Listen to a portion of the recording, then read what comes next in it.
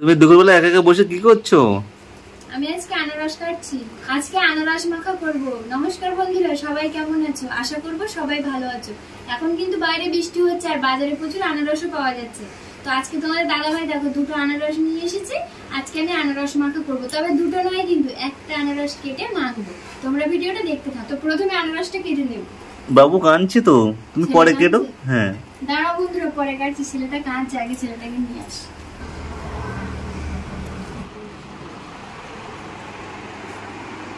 ওই যে আমাদের প্রচুষণা কাঁদছে শুয়ে শুয়ে।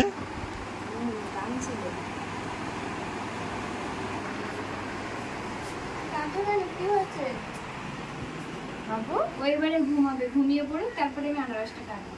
আনারসটা কেটে নিচ্ছি।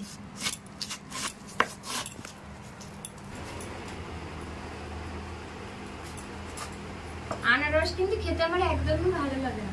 তোমাদের কার কার আনারস খেতে ভালো লাগে আমাকে কমেন্ট করে জানিও। আনারসের গন্ধটা যা বেরোচ্ছে, খুব সুন্দর একটা গন্ধ বেরোয় আনারস থেকে। একটু বেশি করে ফেলে দেব।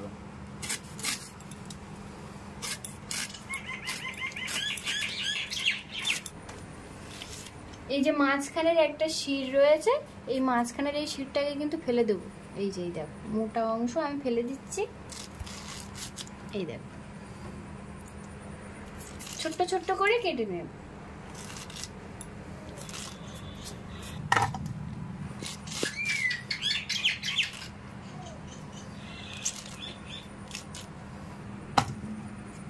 একটা আনারস কেটেছি, কইটুকু হয়ে গেছে দেখেছো, ফেলে দিয়েছে না, ওই জন্য অল্প হয়ে গেছে। এবার একটু জল দিয়ে ধুয়ে নেব। অনেকে কিন্তু আনারস কেটে ধোয় না, কাটার আগে ধুয়ে নেয়, না হলে জল জল খেতে লাগে। যাই হোক, আমি তো কেটেই ধুয়ে নিচ্ছি। আনারস কেটে নিয়েছি, এই আনারসটা তো কেটে নিয়েছি। এবার যদি ফ্রিজে রেখে দিই কিছু সময়ের জন্য, তো ঠান্ডা হয়ে যাবে। আর ঠান্ডা হয়ে গেলে তখন কিন্তু খুব সুন্দর লাগে খেতে। সামান্য পরিমাণে লবণ দিচ্ছি, খুব অল্প পরিমাণে একটু লঙ্কা গুঁড়ো দিচ্ছি। এবারে মাখিয়ে নেব।